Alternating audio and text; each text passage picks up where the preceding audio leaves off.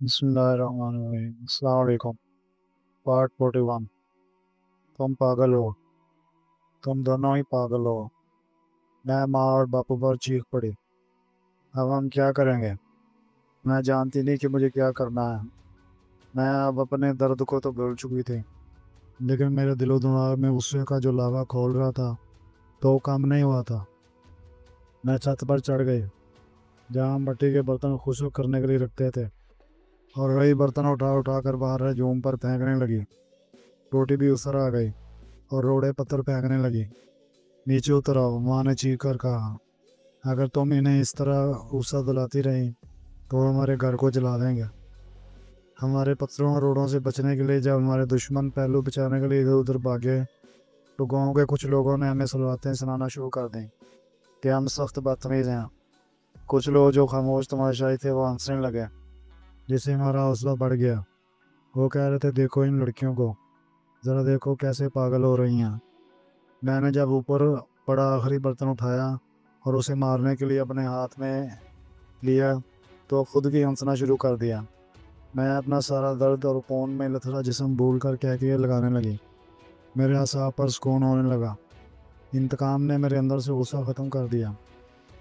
چپ ہو جا، باپ نے چلا کر کہا۔ کیا تم پاگل ہو گئی ہو؟ منہ بند کرو اپنا۔ میں نیچے اتر آئی اور بے دم ہو کر اپنے سین کے گندے فرش پر گر پڑی۔ ماں پانی لے آئی اور اس نے ہمارے زخم دھونے شروع کر دیا۔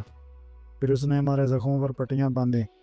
اس سارے ہنگامے کے بعد آخر رات ہو گئی اور اندھیرا ہوتے ہی گاؤں میں خاموشی چھا گئی، لیکن ہم اپنے ہی گھر میں قید ہر آہٹ پر کان لگائے ہوئے تھے۔ یوں لگتا تھا جیسے کسی جیل میں ہیں۔ جب گاؤں والوں نے ہنسنا شروع کیا تو ہجوم میں سب سے پہلے پردھان اس کے بیٹے گئے تھے۔ میرے لیے یہ پتہ کی نوید تھی۔ پردھان نے ہم سے وہ سلوک کیا تھا جو ایک راجپوت اپنے غریب گاؤں والوں کے ساتھ روا رکھتا ہے، اور اس کے بیٹے اس سے بھی بدتر تھے۔ میں بچی تھی جب سے یہ دیکھ رہی تھی کہ وہ ہمیں اس طرح گالیاں دیتے تھے جیسے یہ ان کا پیدائشی حق ہو، اور ایسے حکم چلاتے تھے جیسے ہم ان کے زر خرید غلام ہوں۔ ادھر آؤ، یہ کرو، وہ کرو، دفع ہو جاؤ۔ ماتا پتا کہتے تھے کہ ہم ان کے گھر سے بچ کر نکلا کریں، اور وہ اگر ہمیں برا بھلا کہیں تو جواب میں خاموش رہیں۔ شاید پردھان کے بیٹوں نے چھوٹی کو اور مجھے اس لیے زیادہ مارا تھا کہ ہم نے کبھی پرواہ نہیں کی تھی۔ وہ بڑے اکڑ باز اور خود پسند تھے۔ وہ سمجھتے تھے چونکہ ان کا باپ گاؤں کا پردھان ہے، اس لیے انہیں گاؤں کی غریب لڑکیوں کے ساتھ جو دل چاہے سلوک کرنے کا حق ہے۔ ماں مجھے خبردار کرتی کہ اگر ان لڑکوں میں سے کسی نے کبھی چھیڑا تو دوسرے لڑکوں کو بھی پتہ چل جائے گا، اور وہ بھی مجھے ستانے اور موقع سے فائدہ اٹھانے کی طاق میں رہیں گے۔ مجھے یاد نہیں کتنی مرتبہ پردھان کے بیٹوں نے مجھے پکڑنے کی کوشش کی تھی اور میں ان کے قابو میں نہیں آئی تھی۔ اس واقعے کے بعد ماں کا خیال تھا کہ پولیس میں رپورٹ درج کرائی جائے۔ اس کا مطلب تھا گاؤں میں پہلی بار ایسا قدم اٹھایا جانا تھا کہ ایک غریب ملاح پردھان کے خلاف پولیس میں شکایت درج کرائے۔ وہ ہمیں مار سکتے تھے، ہماری جان لے سکتے تھے، اور گاؤں کے کسی آدمی کی مجال نہ تھی کہ ان پر حد افزا نہیں کرتا۔ ہمارے دو پڑوسی گھر کی دیوار پاند کر اندر چلے آئے اور ہم سے ہمدردی کرنے لگے۔ ان کا بھی یہ خیال تھا کہ ہمیں پولیس کے پاس جانا چاہیے، لیکن باپو نے انکار کر دیا۔ وہ چاہتا تھا اس مسئلے پر کالپی میں اپنے وکیل سے مل کر کوئی فیصلہ کریں۔ مجھے پریشانی ہے کہ پولن نے آج جو کچھ کیا ہے اس پر کوئی بڑی مصیبت نہ آ ٹوٹے۔ باپو نے کہا، اگر ہم پولیس کے پاس گئے تو وہ پردھان کو چھوڑ دیں گے اور پولن کو جیل میں ڈال دیں گے۔ صرف وکیل ہی ہماری مدد کر سکتا ہے۔ باپو نے فیصلہ کیا کہ وہ بھوری اور میرے چھوٹے بھائی شوہر نارائن کے ساتھ گھر رہے گا، جبکہ باقی ہم سب کالپی چلے جائیں۔ اس وقت آدھی رات ہو گئی تھی۔ لوگ اپنے اپنے گھروں میں جا گھسے تھے۔ خاموشی اور اندھیرے سے میرے خوف پھر اڑائے تھے۔ کالپی وہاں سے 6 میل کے فاصلے پر تھا، لیکن ماں آدھی رات کے سناٹے میں ننگے پاؤں کالپی کی طرف چل پڑی۔ چھوٹی اور میں اس کے پیچھے پیچھے تھیں۔ کچے راستے پر چاروں طرف رخ عالم تھا۔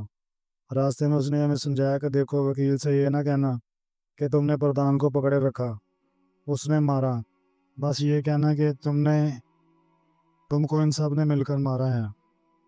کیوں؟ اگر پردھان اس کے بیٹوں نے ہی تو انہیں مارا ہے، میں نے کہا۔ پولن کیوں معاملہ خراب کرنے پر تلی ہو؟ ہم کہیں گے گاؤں والوں نے ہمیں مارا ہے اور بس۔ چھوٹی لڑکڑا کر چل رہی تھی اور میری بیٹیاں خون میں بھیگی ہوئی تھیں، لیکن ماں کہتی تھی کہ ہم پولیس کو یہ بتائیں گے کہ ہمیں اصل میں کس نے مارا ہے۔ صبح کے 2 بج رہے تھے جب ہم کالپی میں وکیل کے گھر پہنچے۔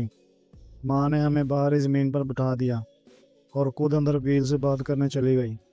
قصبے میں ہر طرف سکوت تھا اور گلیاں اور بازار ڈراؤنا منظر پیش کر رہے تھے۔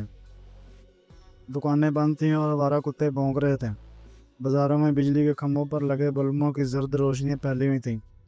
ماں اندر تھی، ہم باہر بیٹھی اپنے زخم گن رہی تھی، جیسا کہ ہم ہمیشہ مار پڑنے کے بعد کیا کرتے تھے۔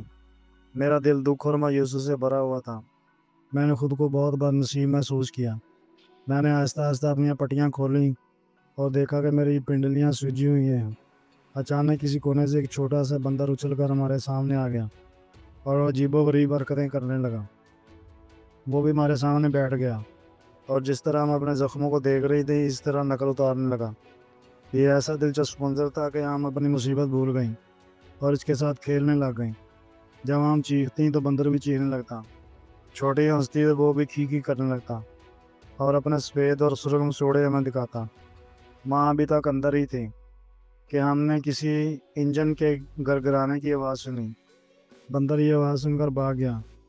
مجھے کار کی روشنی دکھائی دی اور پھر میں نے اس میں سے کچھ آدمی اتر دیکھا۔ پھر تو وہی ہیں، میں نے چھوٹی سے کہا۔ یہ تو پردھان اس کے بیٹے ہیں۔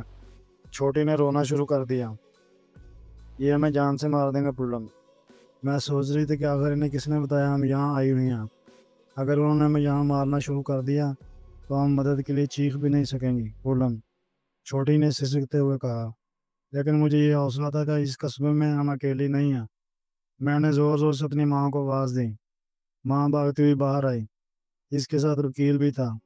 وکیل نے کہا اس کا نام سنتوش ہے اور وہ ہمارا وکیل ہے۔ اس نے آنے والوں سے کہا اپنی شناخت کروائیں۔ پردھان نے ہچکچایا۔ اگر تم نے ان کی طرف انگلی بھی اٹھائی، وکیل نے پردھان سے کہا، تو اچھا نہیں ہوگا۔ اگر تم نے یہاں لڑائی دنگا کیا تو میں تم کو جیل بھجوا دوں گا، خواہ تم اپنے آپ کو کتنا ہی طاقتور کیوں نہ سمجھتے ہو۔ جاری ہے۔